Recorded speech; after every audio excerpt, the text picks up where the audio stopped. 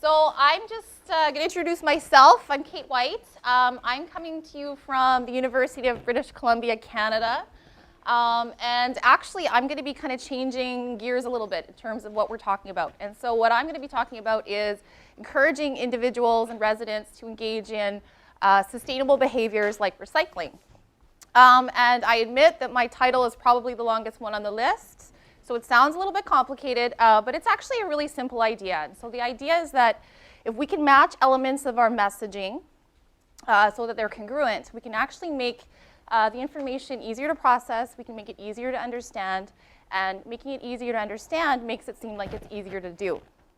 And the good thing about that is when it seems easier to do, people are more likely to do it.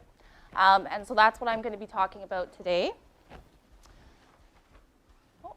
Okay, so in terms of getting people to do sustainable behaviors, things like energy conservation, recycling, there's an important challenge. And so the challenge is that usually what we're asking people to do is something that's sort of some kind of a cost to the individual self. So it's either inconvenient, or it takes time, or it's causing me to change my behavior as an individual. And the payoff is kind of more general, and it's for others, and it's for the future. So we're asking people to take some kind of individual level, immediate cost to the self, and the payoff is for sort of others or for the future. So it's hard to get people sometimes to make these kinds of trade-offs. And so that's really what I'm interested in studying, and that's where I'm coming from with some of this research. And so I actually did this research when I was at the city of Calgary. So there's the city of Calgary, in case you didn't know. That's what it looks like. And basically what they were doing is they were introducing a new residential recycling, sort of curbside recycling program. And they'd done some tests, some sort of market testing in certain quadrants of the city, and they found that people were pretty good at complying, pretty good at doing the recycling behaviors, but they weren't quite as good as they had hoped. And so they were finding some sort of pockets of resistance. And they sort of had done some test communications where they kind of did an informational campaign about this is recycling, this is what you do, here are the steps. And they weren't really finding that not everybody was really getting on board. And so City of Calgary asked me to help them figure out a way to sort of, how do we get these people on board? Oh, wrong way. Okay. And so what I started looking at was actually something called message framing. And the idea behind message framing is that there's kind of two different ways you as a communicator can frame a message. So the first one is a loss frame message. So a loss frame message is one where sort of the negative consequences of not engaging in the behavior are highlighted, right? So if you don't recycle, these are all the negative things that will happen.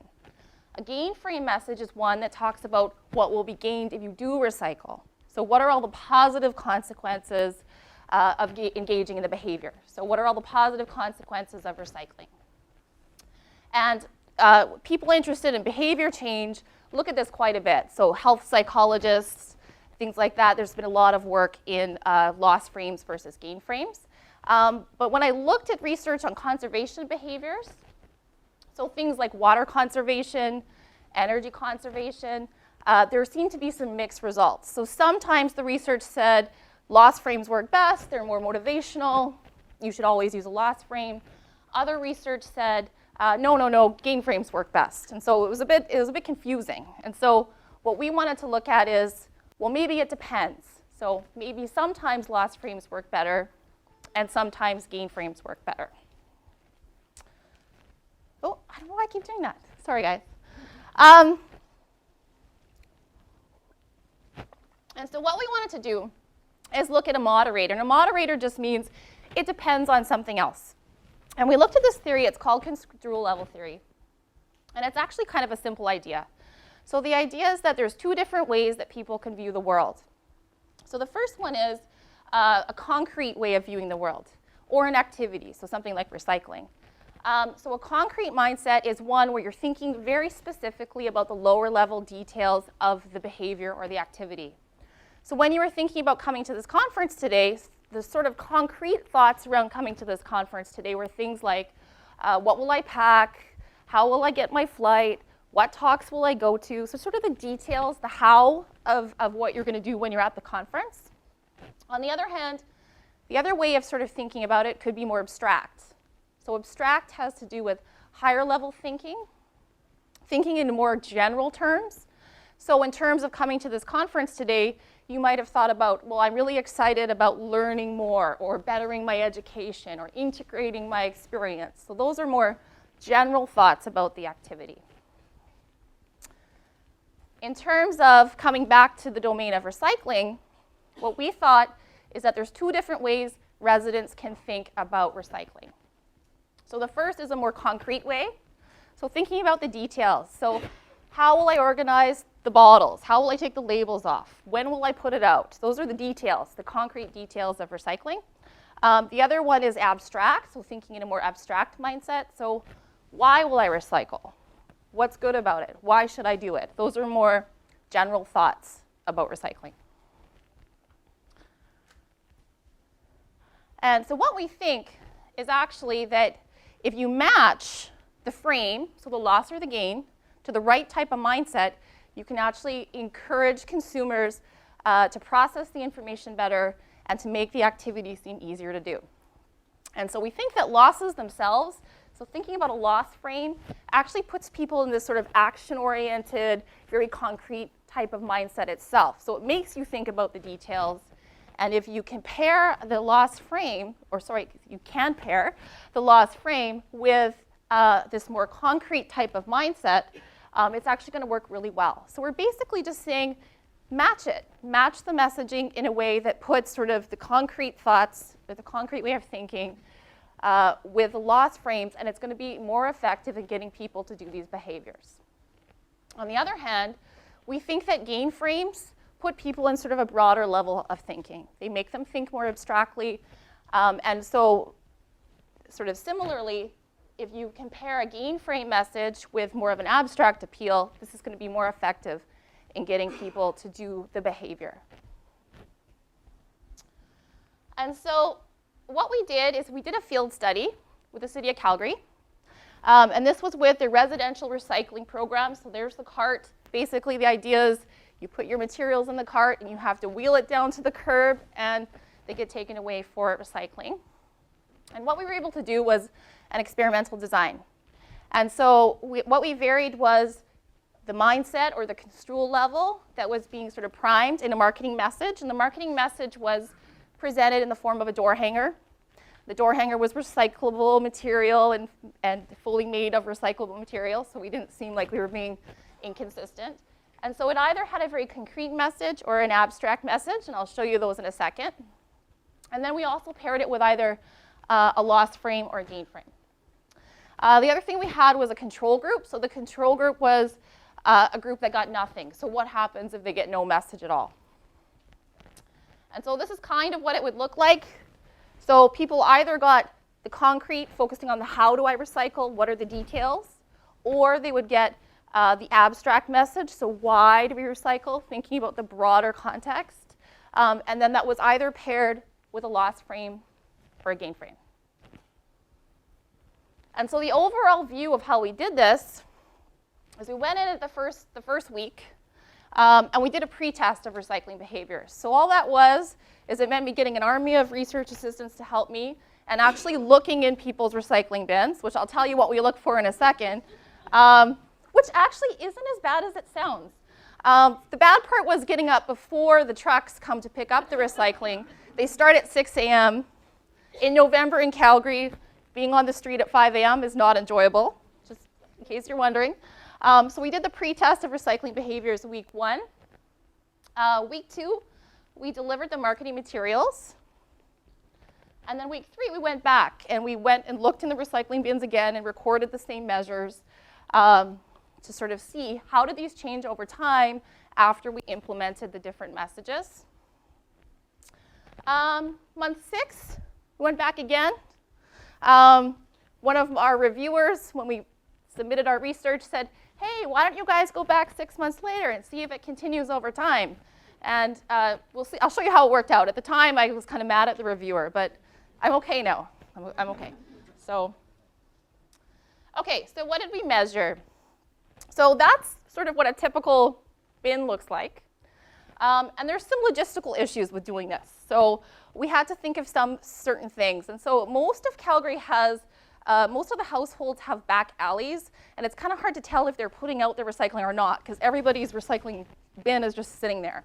So what we had to do was choose a neighborhood where it was clear if they were participating or not. And so we chose a neighborhood where they would actually have to roll it out to the front yard, so we could tell if they were participating or not.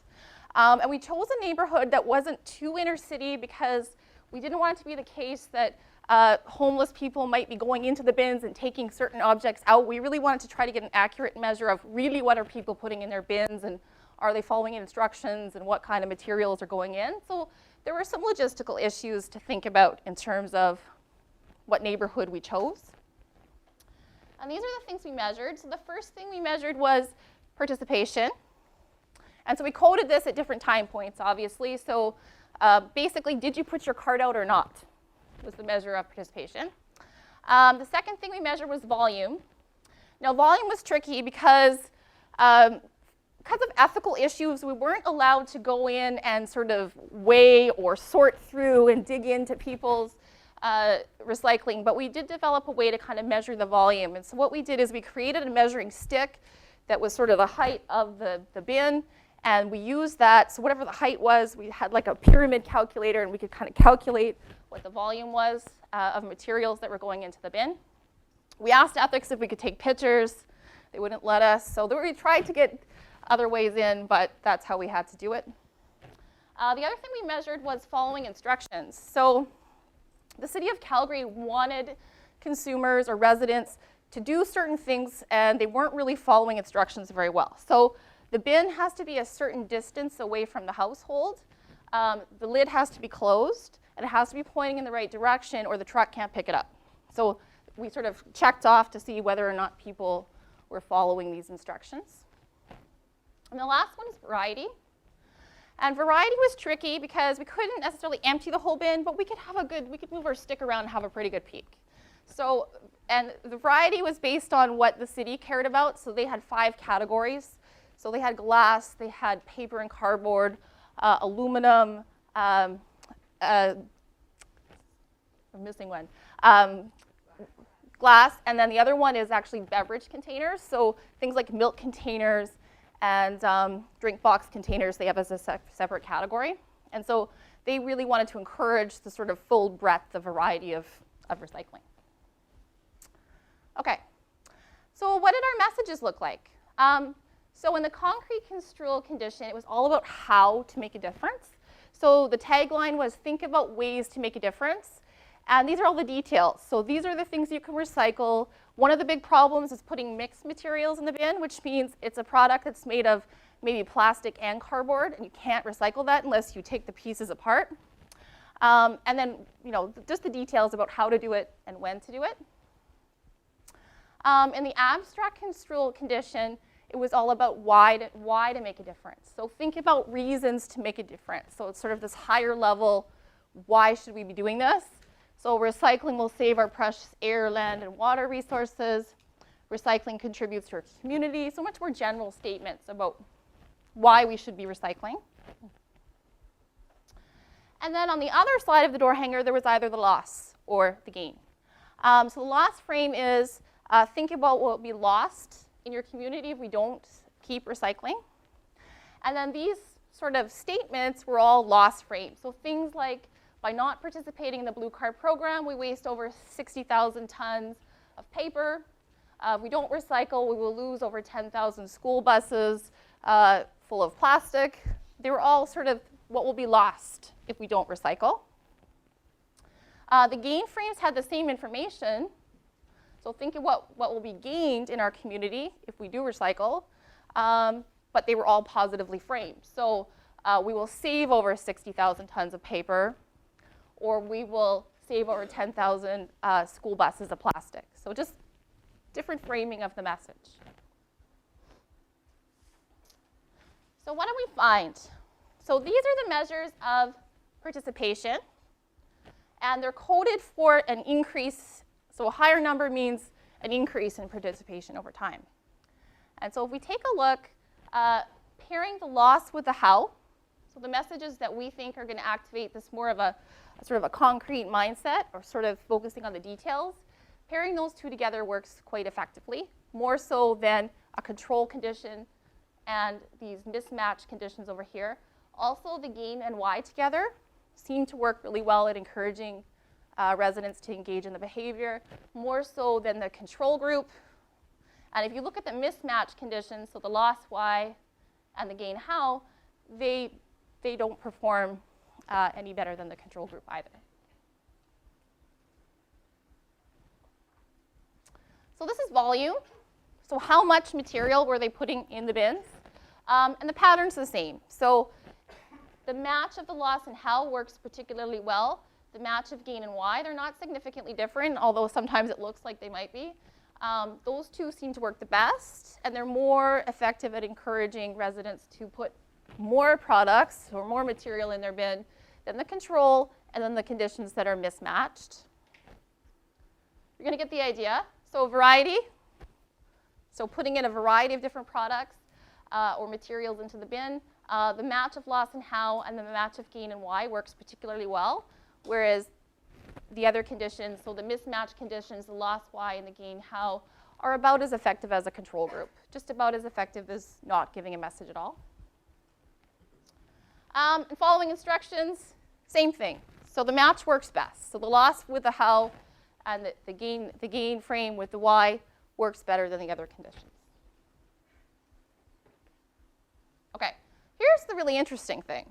So I mentioned this, the 6 months later, the follow-up. And we did this for all the measures. I was a little bit disheartened when the reviewer said that because I was thinking I have to get out my maps, I have to figure out the routes. It's probably not going to work. I hoped it would work. And it actually held pretty nicely. And so this is just the measure of volume. But we did go and do all of our measures, and it was sort of the same pattern for all the measures. And so what we found that over time, so the first bar is time 1 minus time 2, so the 3 weeks later. And the second bar is time 1 minus time 3, which is 6 months later. And so what you can see, is that the loss how sort of held over time in terms of people and the volume that they were putting into the recycling bin. And the gain y really held over time. So more so than the control condition and more so than the mismatch conditions. So a couple of things. It seems that having a match in terms of messaging seems to work really well. And it works across all of these different measures. The other thing we did is we included a measure of what people that are interested in recycling call contamination. And contamination is throwing things into the bin that you shouldn't be. And one potential explanation is, well, you increased in volume in certain conditions, but how do you know they're throwing the right things in there? Maybe they're throwing in things they shouldn't be.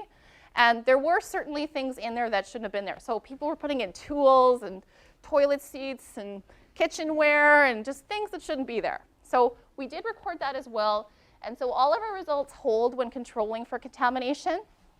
And we find that having the match in messaging actually reduces contamination. So people are more careful about what they're putting in there. Okay. So we did a second study. And this time what we wanted to do is look at our manipulation of this idea of construal level, so the concrete and the abstract, in a slightly different way. And so there's research that suggests that if you're thinking about something that's really close in the future, like right now, you're going to be thinking more concretely, more about the details. But if you're thinking about something that's coming up in the future, sort of far off in the future, it's more likely you're going to be thinking about it abstractly. And so there's quite a bit of research that supports this. So what we wanted to do in this study is manipulate this idea of concrete and abstract by using time. So are you focusing in more on the near future, or are you focusing further on into the far future? The other thing we wanted to do is use a more simple and more controlled execution of the framing. So you might have noticed that some of the wording was a little bit different across conditions with the City of Calgary example. And so in here, what we wanted to do is really have very controlled manipulations. So you can't explain it in terms of the different wording. It really is what we're manipulating. It's the close versus far, or the concrete versus abstract, and it really is the gain and the loss frame. And so here's what we think. We think that the loss frame message is going to really work well when it's framed in terms of something closer to you, so focusing on today. And we think that the gain frame is going to work really well when it's focusing on a time point that's further away, so focusing on tomorrow. So here's what we did. This time we used undergraduates, and we manipulated two things. So the one thing we wanted to do was make it close in time or far in time, and then we wanted to either do the loss or the gain frame. And the time manipulation was just a very simple statement. So they saw an advertising proof from the city of Calgary, and the tagline either said, "Recycle for a better Calgary today," or it said, "Recycle for a better Calgary tomorrow." So a very straightforward, simple execution. And the other thing that we did was we had a different message frame manipulation. So think about what will be gained if you recycle, or think about what will be lost if you recycle. And this time what we measured was recycling intentions. And so things like this. So how likely are you to use the City of Calgary's recycling program? How inclined are you? How willing are you? And so here's what we found. So in terms of the loss frame, thinking about it more proximally, so the close time point seems to be more effective in encouraging more positive intentions. But if you look at, I just got technophobia today. If you look at the gain frame, it works much better when it's focused on the distant time point. And so once again, we get this matching effect. So losses work better when it's more concrete. Gains work better when it's more abstract. The last thing we wanted to do is try to figure out what's going on. And so what we think is going on is something that researchers call fluency, and it sounds kind of fancy, but all it means is it's easy to understand. So we think that matching the message makes it easy to process, it makes it easy to understand, and the interesting part of this is we think that making fluency higher, so making it easy to understand, actually makes it seem easier to do. And psychologists like to call that efficacy, but it just means I think I can do it. I think I can impact change through this behavior. And so basically, making a match in terms of messaging makes it seem easier to process, easier to understand. Making it easier to understand makes it seem like it's easier to do, and then I'm going to be more likely to do it, or more likely my intentions are going to be higher to do it. So in this study, we used undergraduates again because we wanted to get in and look at sort of the process of what was going on. And they actually viewed the same appeals that were used in the City of Calgary study. So they either saw that same gain or loss frame, and then they either saw the more concrete or the more abstract message. We also included some measures to assess this idea of fluency. And so these are ones that have been used before in the literature. So is it difficult to process or easy to process? Is it difficult to understand? Is it easy to understand? Is it difficult to comprehend or easy to comprehend? And then we included some measures of efficacy. So I feel like I know how to go about recycling. I believe I know what steps to take. So I feel like I can do this, and I feel like I understand how it works. And then once again, we included the measure of recycling intentions. And so here's what we find. So a similar pattern again. So if you look at the how message works particularly well with the loss frame, and the why message works particularly well with the gain frame, once again. And then what we did is we wanted to go and look at sort of what's going on in terms of driving these effects. And so this is what we actually did in the paper. I'm not even going to talk about it because it's the structural equation modeling. We're not going to talk about that. We're just going to go back to this. So the idea is with mediation analysis, what we found is that we find this sort of pathway where making a match does seem to make it easier to understand. And it seems like from the statistical analysis, making it easier to understand does impact making it seem easy to do. And then making it seem easy to do does impact these recycling outcomes. So I think it's kind of an exciting finding because just making it seem sort of conceptually or mentally easy to do makes it or easier to process makes it actually seem easier to do. Okay. So some of the conclusions. Obviously, it's interesting that there's this interplay between messaging and construal level. So loss frames seem to work best when they're with these more concrete or sort of approximately close messages. Gain frames work really well when they're with these abstract or sort of distant messages in terms of time. And the really exciting thing, I think, is that making it easier to understand makes it seem easier to do. It's a simple message, and it's something I think could be done in a lot of different contexts with different types of messaging. So why is this useful? One of the interesting things, I think, is that this worked with a field study with real behaviors that it held 6 months later. So this idea of when you get people to engage in a process, it can have positive consequences downstream. I think this carries over into this from the previous presentations as well. And if you think about it, when you're coming home from work, there's a door hanger on your door, you're holding your groceries, you're grabbing your kids, you're picking up the mail. There's all these things interfering with what you're doing. And probably not everybody looked at both sides of our door hanger and read it really carefully, but we still got the effects. So the fact that we can get these effects in the real world, I think, is pretty exciting. So obviously, one of the implications is match the appeal to the marketing message. And this doesn't have to necessarily be in the domain of recycling. So in Canada, we have quite graphic smoking labels on our cigarette packages. I don't know if you've seen them. Some of them are a little disturbing.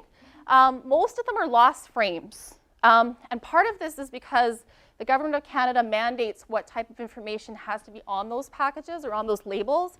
And it has to be about health consequences. And the health consequences of smoking are negative. So they're all very loss-framed messages. And so it would suggest that as a communicator, if you know you have to communicate a loss-frame message, you might want to pair it or put it in a context where you're also getting people to think about the details, about the concrete aspects of the behavior or of the situation. Making it easy to process can make it seem easy to do. So anything in your marketing materials or in terms of pairing messages, if you can make it easier to understand, it might make it seem easier to carry out the behavior. The other thing to think about is whatever you're asking people to do, if it's a behavior change type of activity, if you can match the timing to the message, that can be effective too. So if it's something that you want people to do right now, a very concrete message might be more effective. So I want you to go vote tomorrow. Perhaps a more concrete message is going to be more likely to drive them to action. If it's something further down in the future, it might make more sense to match your messaging with more of an abstract appeal so that it's sort of more fluent in terms of how people are thinking about it. So future research, one thing I mentioned is that I don't think this necessarily has to be in the context of recycling. It was a nice context for us to look at it in. So I think that similar kind of matching effects might emerge for other behaviors too. So I mentioned health change, that kind of thing. One question is, would it work as well for more unfamiliar behaviors? So obviously we all know how to recycle. It's pretty common. It's nice that we can get some movement on people's recycling behaviors. But what about things that are unfamiliar or that we don't know as much about? And so one of the things I'm working on right now with the City of Calgary, something they call grass cycling. Has anyone heard of it? Oh, I'm impressed. Couple. And it's kind of an odd term, but it's an interesting idea. And so what the problem is the city seems to get these sort of spikes in terms of garbage disposal. And one of the spikes is Christmas time. Because all the food we eat and all the extra packaging all goes into the landfill. The city kind of says, well, I don't think we can sort of tackle Christmas time. But the other big spike in consumption and then disposal is the summer. And it's a different type of disposal. What it is it's actually yard waste. And the problem with throwing yard waste in the landfill is that it's compostable. It sort of naturally regenerates itself. But what we're doing is we're throwing it in the landfill, we're covering it up, making it get no oxygen, and it's just sitting there for much longer than it really needs to be. And so what the City of Calgary wants residents to do, they're calling it grass cycling. So what people in Calgary tend to do is they tend to have big lawns, they tend to mow the lawn, they tend to rake up all the grass, carry put it all in a bag, carry the bag to the back curb, and sort of put it into the landfill. And so what the city of Calgary wants residents to do is mow your grass and just leave the clippings on the lawn. So it's interesting because they're actually saying, usually with these behavior change things, we want people to do more work. But this time we were like, no, don't rake up the grass, don't put it in the garbage bags, don't put it on the curb, don't do it. And they sort of launched an informational campaign trying to get people to do this idea of grass cycling, and nobody will do it. So they're very, very hesitant to do it. And the big problem is, what will my neighbor think? Right? If all my neighbors are raking their lawns, they're making it all look pretty, no one else is doing this grass cycling thing, right? Why should I be doing it? And so what we're looking at now is we're doing messaging around norms. So what is everybody else doing? And what does everybody else think I should be doing? And trying to match the messaging there. So yes. Why? Because of this idea of grass cycling? Or so just getting, can we get kind of similar effects in terms of other behaviors too? So questions? Yeah? See, any sort of messaging to take transit or anything about sustainability about transit-oriented development? Yeah, so you're thinking in terms of transit and out of their cars into transit for the benefit of the environment. And yeah.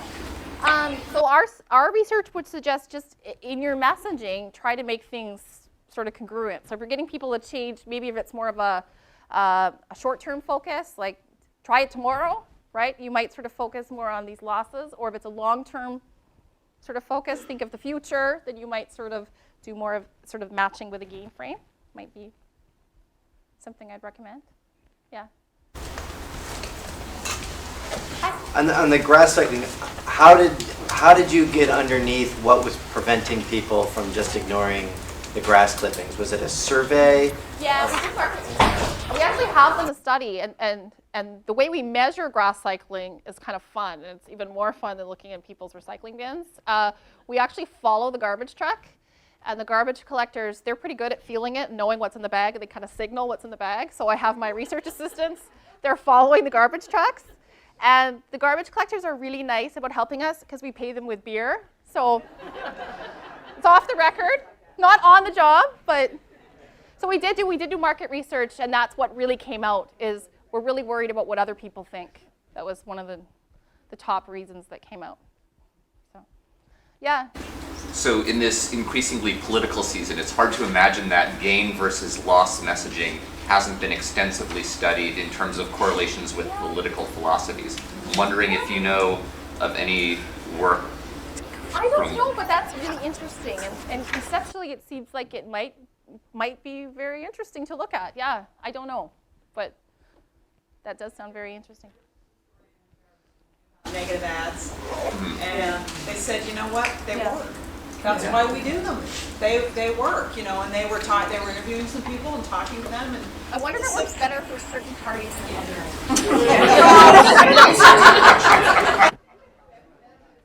I don't. Yeah. Well, I mean, at risk of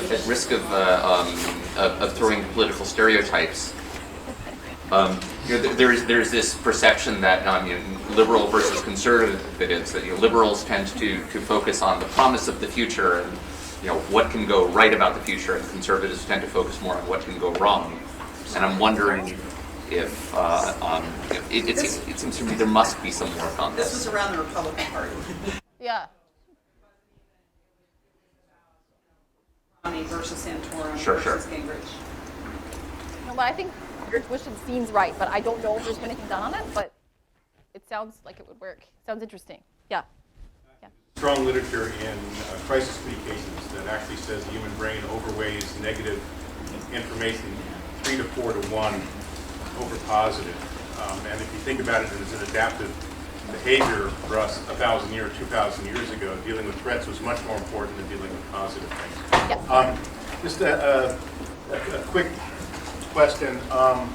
If you did the research with other than undergrads, but you did it with adults, I'm wondering whether or not the longer term issue might be differently weighted. The whole concept of intergenerational discounting right?